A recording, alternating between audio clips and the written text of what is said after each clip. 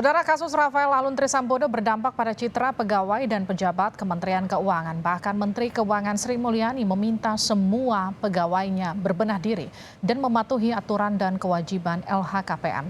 Benarkah LHKPN sering dilalaikan pejabat publik?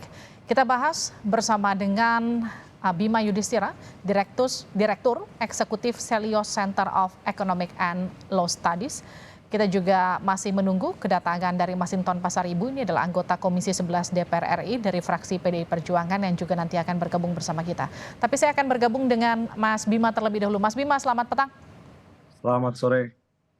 Mas Bima, bagaimana melihat kasus dari kalau kita lihat Rafael ini sebagai pejabat publik yang kemudian diduga punya harta yang tidak wajar? Ya, kita perlu melihat dalam konteks bahwa pejabat publik bagaimanapun juga dibayar dari pajak masyarakat, dari sumber daya alam, yang kemudian ada PNBP-nya juga mengalir nantinya dari APBN kepada gaji, tunjangan yang dinikmati oleh para pejabat publik. Sementara tentu masyarakat tidak bisa disalahkan ketika melihat kok ada keluarga dari pejabat publik yang memamerkan kekayaan di tengah situasi ekonomi yang seperti sekarang, masih belum pulih dari pandemi, kemudian juga rata-rata pendapatan per kapita masyarakat di Indonesia itu cuma 71 juta rupiah per tahun rata-rata. Sementara kok ada pejabat yang 56 miliar? Nah, tentu ini menimbulkan tanda tanya. Yang kedua, kalau melihat dari kasus ini, kan kita pelajari dari LHKPN yang dilaporkan, itu ada kenaikan yang nggak wajar. Misalnya tahun 2013 ke 2014, ini untuk kasusnya tersangka Alun ini ya, ataupun terkait dengan oknum di dalam pegawai pajak. Itu 2013 ke 2014 itu ada kenaikan harta 10 miliar rupiah. Kemudian 2019 ke 2020 juga ada kenaikan harta yang sangat signifikan. Nah, ini kan perlu kemudian dilihat apakah memang ini karena kinerja atau kemudian ada tunjangan kinerja, ada fasilitas yang diberikan tambahan dari Kementerian Keuangan melalui APBN, atau ini sebenarnya ada kenaikan pendapatan yang memang harus diklarifikasi. Baik. Dan kalau kenaikan pendapatannya itu kemudian mencurigakan, ya ini harus ada tindak lanjutnya. Apakah dari hasil misalnya pencucian uang, atau kemudian dari bisnis yang punya konflik kepentingan. Nah, ini semua harus dibuka kepada publik. Sehingga jelas terang benderang bahwa memang ada harta yang sebenarnya tidak wajar yang dinikmati oleh oknum pegawai dari pajak. Oke, saya sapa Masinton Pasaribu, anggota DPR RI dari fraksi PDIP dari Komisi 11. Bang Masinton, selamat petang. Ya, selamat petang. Oke, Mbak. Bang Masinton, gimana ngelihat kasus ini? Ya, ini kan seperti puncak gunung es saja ya dari beberapa persoalan-persoalan. Sebenarnya kalau kita melihat ya apa fenomena yang terjadi belakangan ini kan bukan hanya ada di kementerian atau lembaga di bawah Kementerian Keuangan, tetapi ya gaya Baik. hedon, gaya konsumtif yang dipertontonkan oleh pejabat maupun pegawai dalam kementerian lembaga tersebut ya, ini ada tersebar di hampir seluruh aparatur sipil negara kita ya, yang perilakunya sangat arogan mempertontonkan ya kemewahan di tengah-tengah masyarakat yang hidupnya susah gitu ya. Baik. Bang Masinton, tapi kan kalau kita lihat kasus pejabat pajak ini memang sering menarik perhatian. Kalau kita ingat dulu ada Gayus Tambunan, ada Dana Widiatmika, ada Angin Prayitno. Ini memang kemudian kenapa kalau kita bicara soal pejabat pajak dengan harta kekayaan, orang langsung melihat tendensinya negatif. Iya, karena posisi mereka kan sangat strategis, memungut ya, baik pajak, bea cukai gitu ya. Nah, mereka kan posisinya memungut dan kemudian negara sudah memberikan remunerasi yang sangat besar gitu ya untuk menghindari penyelewengan dari hasil pungutan tadi atau kong kali kong dalam pungutan pajak maupun cukai gitu. Nah, artinya apa? Kalau kita melihat ya, aturan itu tidak cukup hanya dibuat di atas kertas. Dia menjadi tidak bermakna. Ya, aturan itu harus punya roh, punya jiwa gitu ya, tidak hanya di atas kertas.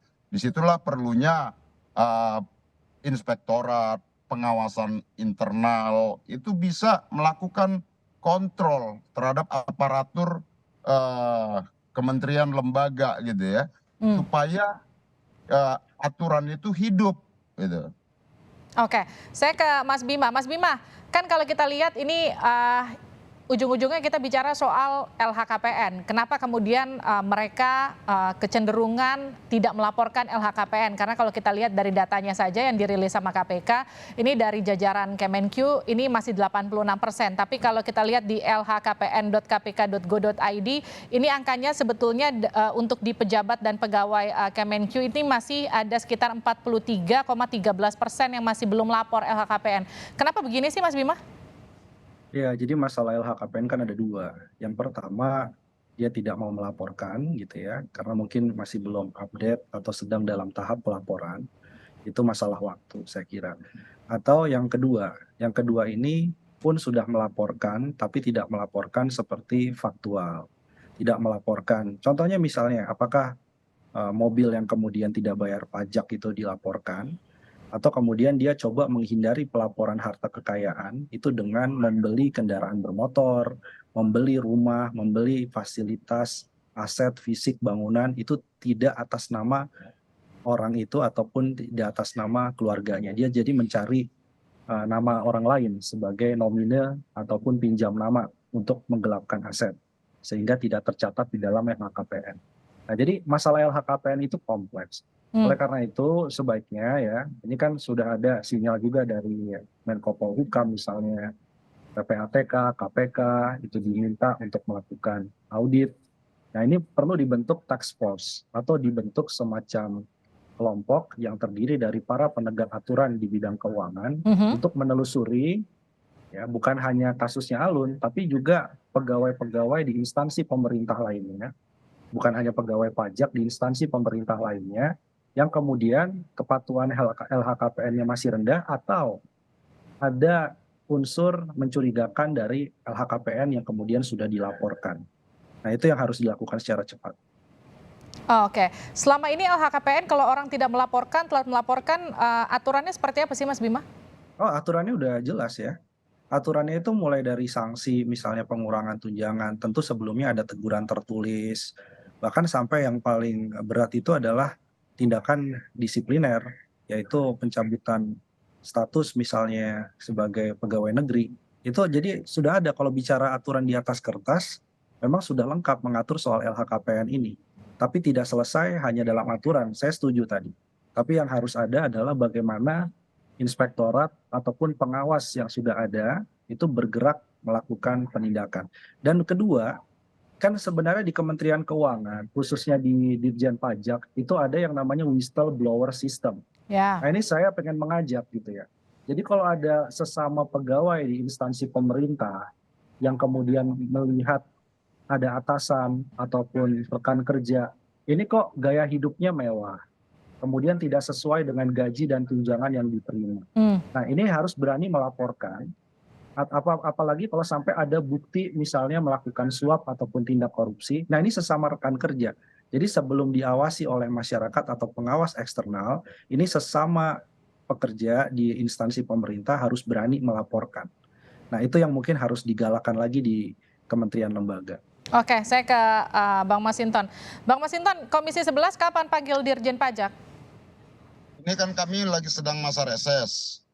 Nanti setelah masa reses ini kami akan panggil Menteri Keuangan, Dirjen Pajak, begitupun dengan Dirjen Bea Cukai ya. Nah, mungkin nanti kalau diperlukan pendalaman, mungkin perlu dipertimbangkan untuk membentuk panja pengawasan gitu ya. Nah, ini kita harus memastikan sistem ini berjalan begitu. Sistem ini penting ya, jangan hanya di atas kertas karena yang hilang dari kita hari ini adalah keteladanan. Kita lihat tuh di berbagai kementerian lembaga eh, itu semuanya memposting gaya hidup mewah. Ya, Nah, yang situasi hari ini tuh ya masyarakat apa ya? Itu seperti membangun kesenjangan.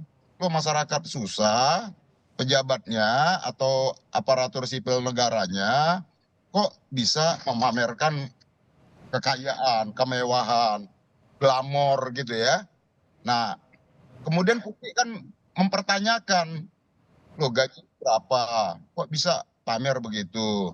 Bahkan sekarang kita lihat tuh tren baik di kepolisian, kemudian ada di bea cukai, di pajak, motor klub-klub motor gede, sepeda-sepeda mahal, mewah, ya. Dan itu kan dipertontonkan semua itu di sosial medianya masing-masing. Nah, sosial media ini kan ruang publik dan itu kan sama memamerkan kepada publik, nih gua punya, lu punya mana? hmm, Kira-kira kan itu kan mendatangkan kesenjangan.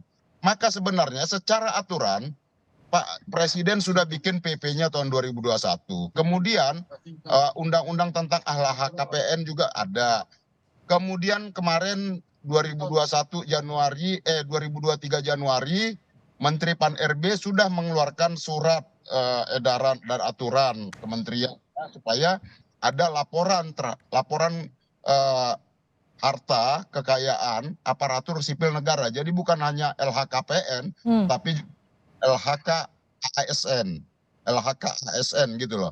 Nah, artinya apa? Secara aturan cukup, tapi lagi-lagi fungsi pengawasan internal, baik inspektorat atau APIP itu lemah Hmm. gitu loh. Kemudian tidak memberikan contoh fungsi-fungsi pengawasan itu. Jadi aturan itu yang saya katakan, aturannya ada tapi tidak memiliki roh dan jiwa Ya. karena tidak menjadi panduan dalam perilaku kehidupan yang mengatur ASN-nya seperti itu, Mbak. Mas Bima, apa yang disebutkan Bang Masinton tadi cukup untuk kemudian menertibkan soal LHKPN dan juga bagaimana kewajaran hidup mereka para ASN? Ya, sebenarnya ada yang pamer gitu ya, pamer harta. Itu memang salah. Ya, karena yang namanya flexing itu pun juga meskipun hartanya halal, hartanya memang legal gitu ya, dari tunjangan dan lain-lain, tetapi itu pun juga secara etika kan tidak dibenarkan. Di tengah memang kesenjangan masyarakat yang cukup lebar. Tapi kalaupun mereka tidak memamerkan harta, tetap harus ada upaya proaktif. Jadi momentum ini harus dilakukan sebagai momentum evaluasi total, termasuk terkait dengan misalnya bagaimana kepatuhan terhadap LHKPN, kemudian juga bagaimana si pegawai instansi pemerintah itu juga harus menjauhi praktek korupsi. Ya, jadi bukan hanya soal keteladanannya saja, tapi juga sumber hartanya itu diperoleh dari mana, dan itu yang jauh lebih penting. Nah, harapannya memang dari kasus ini selain diselesaikan ya untuk yang Alun ini, tapi juga harus meluas, ada semacam sistem yang lebih efektif lagi untuk mencegah adanya sumber-sumber harta yang kemudian mencurigakan. Oke. Ada juga satu lagi Mbak, saya kira bagaimana juga pemerintah juga harus tegas.